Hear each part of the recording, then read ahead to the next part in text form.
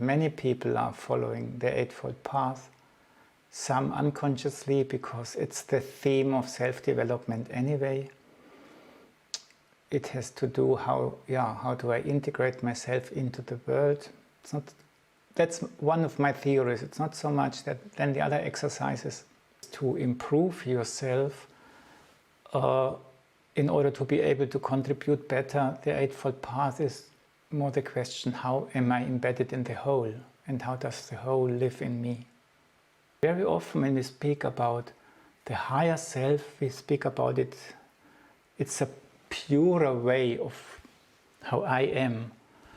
But probably we have to learn that true individuality is something else. It's turned inside out. It's not just bigger and purer and more cosmic. It's completely different. And Steiner stresses that even if you go through reincarnation, what lives in your personality completely disappears. And it's just something which flows through it, but flows through your personality. And this Steiner calls individuality.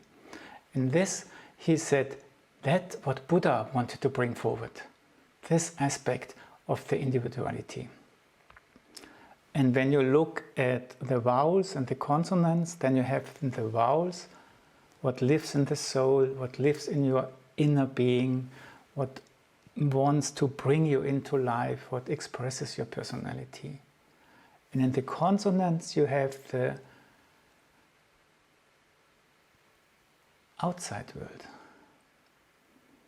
When you look at how Steiner gave the consonants in the beginning, he described nature. He described, when he described the L, the energy in a plant, and you can also find it in mountains, and in water, and in air. And he described how when you have the M, how you experience yourself in something, And when you move your hands, just bend them, you feel something happening about your head. That's how he described it to Lori Meyer Smith, And that's something very tender. You can produce the feeling of having an L around you, not in your body, but it's just alive in your atmosphere. And it changes the way you feel, So you don't do much. So creating a relationship to the L and then let go and just say hello to it around yourself during the week. That would be the suggestion. If you work with the vowels, I do them. I create the streaming together. I go out and I care for that it touches me here. And through me watching it,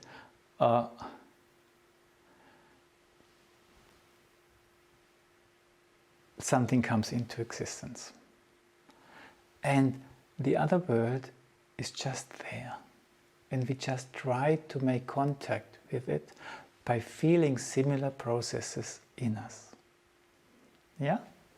So we are not, if you read these texts, the temptation is you think, I do what I read there. I find the L in the mountains, in the water, and everywhere is the L. And then I'm just, I disappear in there. But that's not wrong. You do everything right. The only thing what you should have in mind is you only can feel it because it happens in yourself. And we have only to make us aware that we produce it in a way in ourselves, or we just have them in ourselves, and through this we find them out there. Okay, let's try a few things about the L and the M. And now it's very important that you realize that you do not have to do it perfectly. You can do studies, weeks and months, or over longer periods of time to go deeper and deeper into these forces, and how do they relate to this part of the body, of that, and what do they do in my digestion. But it's about touching it. And these worlds are so happy to respond to our attempts. That's all what is needed, starting a dialogue.